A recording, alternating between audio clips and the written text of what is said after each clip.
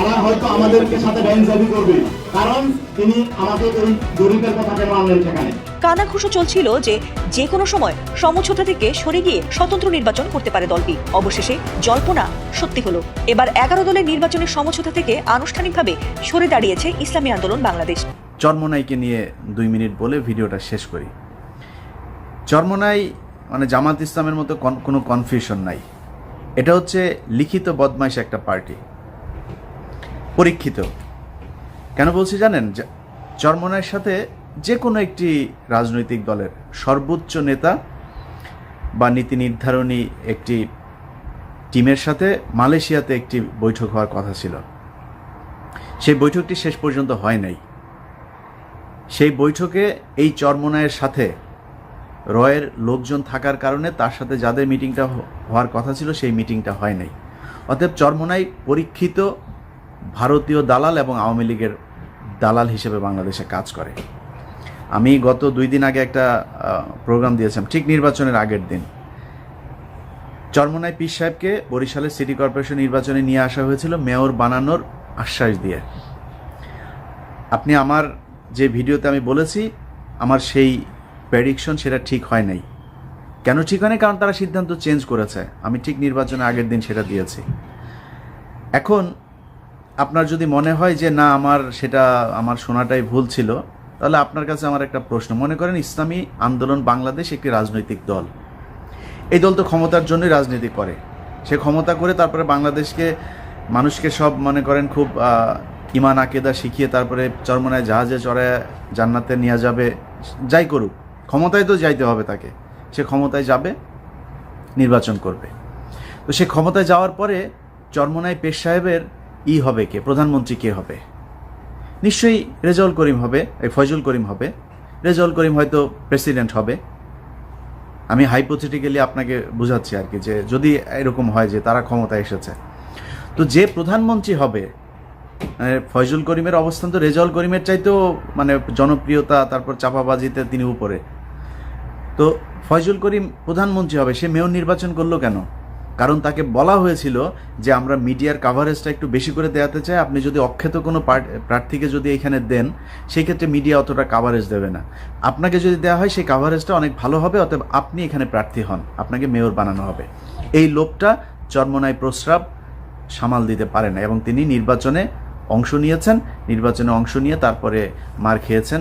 এখন মার খেয়ে মনে করেন যে দাঁত ভেঙেছে, এটা শুধু এখন আবার ওদের তো ওই বিভিন্ন কথাবার্তা হচ্ছে, ওদেরকে ভোট দিলে নাকি ভোট পাবে রাসূল সাল্লাল্লাহু আলাইহি সাল্লাম।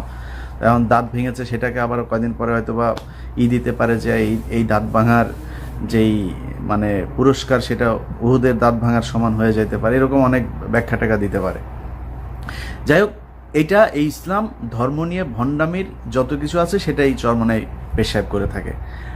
আমি আওয়ামী লীগকে নিয়ে যত ভিডিও তৈরি করি, কারণ আওয়ামী লীগের শেখ মুজিবকে তো এমন কোনো কিছু নাই আমি বলি না, কখনো প্রমাণ সহ বলি, কখনো এমনিতে মানে আমি আলোচনা করি। তো আওয়ামী লীগের লোকজন আমার চ্যানেলে এসে এত গালাগালি করে না, যেটা আওয়ামী লীগ। ওরা ফজরের নামাজ পড়ে এসেও গালাগালি করে। দেখা যায় মানে আপনার আইডি দেখা যায়, পাগড়ি, ওদের ওই যে পাঁচকলি টুপি, হ্যাঁ, মানে দেখলেই বোঝা যায় যে এই চামড়া ব্যবসায়ী। তো এই চামড়া তুলা খায়, পোলাপানি দিয়া চামড়া চুমড়া তোলায় খায়, আর সরকারি জমির মধ্যে যায় মাদ্রাসা একটা বানায়া এটা নিয়ে ব্যবসা, এই ব্যবসা। তো এদের কোনো রকম আপনার ওই চাইনিজ ফোন আছে না, আপনার কি বলে অ্যান্ড্রয়েড যে ফোনগুলো, এই ফোন একটা কেনে, ফোন কিনা তারপরে শুরু করে আপনার মানে গুতাগুতি, সারাক্ষণ ফেসবুক, বিশাল অ্যাক্টিভ। হ্যাঁ, চরমোনাইয়ের আপনি এদের চাইতে অ্যাক্টিভ ফেসবুকে আর কেউ নাই। যে কয়টা আছে এদের সারাদিন কাজই হয়েছে এইটা, আর ওই চামড়া তোলা, ভিক্ষা টিকা করা, আর মনে করেন ওই যে ছোটো ছোটো পোলাপান্ডে বলৎকার করা। এর বাইরে এদের আর কোনো কাজ নাই। তো আপনারা যারা চরমোনাই করেন, মানে সাধারণ যারা, আপনাদের দোষ দেয় না, কারণ মানুষ তো ব্রেন ওয়াশই হয়, প্রতিটা মানুষই। ধরেন আমি একভাবে ব্রেন ওয়াশ হয়েছি, আরেকজন আরেকভাবে। এখন কে 570 সাবানে ব্রেন ওয়াশ হয়েছে, কে ডিটারজেন্ট পাউডারে ব্রেন ওয়াশ হয়েছে, কে আপনার লাক্স সাবান দিয়ে ব্রেন ওয়াশ হয়েছে, সেটা হচ্ছে ডিপেন্ড করে। এখন আমি একটা দিয়ে ওয়াশ হয়েছে, আপনি আরেকটা দিয়ে, প্রতিটা মানুষই কিন্তু ব্রেন ওয়াশড। কারণ তাদের কোনো না কোনো একটা থিওরি ছোটোবেলা থেকেই তাদেরকে বোঝানো হয়েছে যে এইটা, কেউ হয়তো পরে যায় চেঞ্জ হয়, বাট বেশিরভাগ মানুষই কিন্তু ওই বাবা মা ছোটোবেলায় যেটা শেখায় সেটাই হয়। এই ছোটো ছোটো বাচ্চাদেরকে আপনার চরমনায় পীর সাহেব যে তাদের নিয়ন্ত্রণাধীন মাদ্রাসাগুলো আছে সেখানে গরু ছাগল তারপরে হাঁস মুরগি সাপ ব্যাং এগুলোর কেচ্চা টেচ্চা শোনায় তারপরে আপনার তাদের ব্রেনগুলো ওয়াশ করে। তো এরা তো মানে মানসিকভাবে বিকারগ্রস্ত, এদেরকে যেটুকু শেখানো হয়েছে ওইটুকুই, যে দাদা হুজুর ওই গরুরে ডাকে গরু আর গরু চলে আসে, বাইং মাছের ওই যে ট্যাটা দিয়ে ই করে, এগুলো শিখাইছে এগুলোই। এখন আর করতে পারে না, এখন করে দেখেন তাহলে বুঝবো না যাওয়া ঠিক আছে আপনি নবুদ চবুদ পেয়ে গেছেন, এখন কিন্তু করতে পারে না। তো তাদেরকে আমি বলবো যে ভাই আমার কথা যদি খারাপ লাগে আমি আপনারা নিয়ে কিছু বলি না, আমি আপনার পেশ সাহেবরে নিয়ে বলছি প্রস্রাবরে যায়, প্রস্রাবের কত টাকার সম্পত্তি আছে ওইটা যায় খোঁজ নেন।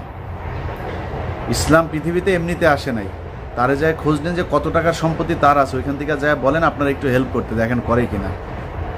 ওই মাদ্রাসায় যে পোলাপাইন পাতলা পাতলা ডাল খায় আর তারা যে মাংস টাংস গরুর মাংস মুরগির মাংস বড় বড় রান খায়, ওটা বলেন যায় একজন একটা সমস্যায় পড়ার পরে ইউটিউবে আছে আপনাদের চরমনায় লোকজনই বক্তব্য আছে, যায় একজন আমারে মনে করেন গালি দিয়েছেন এরকম একটা ভাই যায় ওনাকে যায় বলবেন যে আমার বাবার অবস্থা খুব খারাপ, আমার মার অবস্থা মনে করেন খুব খারাপ, অসুস্থ, যায় বলেন তার টাকা পয়সা লাগবে, দেখেন সে কি করে, দেখেন আপনারা কতটুকু সাহায্য করে।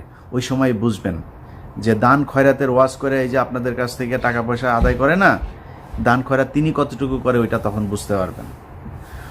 তো চরমনাইর এবং জামায়াতে ইসলাম দুইটার যেই ব্যবহার এখন আওয়ামী লীগ শুরু করেছে, সেখান থেকে বিএনপি সহ অন্য যেসব রাজনৈতিক দল আছে তাদের সতর্ক করতে আমার আজকের এই ভিডিও, এবং বিশেষ করে জামায়াতে ইসলাম চরমনাইরে মানে সতর্ক করার জন্য আমি এখানে আসি নাই, এটা জীবনে হবে না। ওরা কোরআন শরীফের উপরে পাড়া দিয়ে মনে করেন ওই ওয়ালের উপরে যদি কিছু একটা থাকে চুরি করতে চায়, ও কোরআন শরীফের উপরে পাড়া দিয়ে করতে পারে, কারণ ওদের কোরআনের ভয়টাই নাই। আমরা তো ধরেন সাধারণ মানুষ, আমাদের এত জ্ঞান নাই, আমাদের কোরআনের প্রতি একটা ভয় আছে, আল্লাহর প্রতি একটা ভয় আছে, ওদের ওই ভয়টাই কেটে গেছে, কারণ ওরা তো সারাদিন ওইটা নিয়েই থাকে, যেখানে ওদেরকে বুঝায় লাভ নাই। জামায়াতে ইসলামকে বলবো খুব সাবধান। আমি ইলিয়াস কারোর খাইও না পড়িও না, আমি কারোর গোলামের মতো আচরণ করব না, কোনো ধরনের শয়তানি করবার চেষ্টা করিলে ঠিক অপোজিট ডিরেকশনে হাঁটা শুরু করব। সবাই ভালো থাকবেন, আল্লাহ হাফেজ।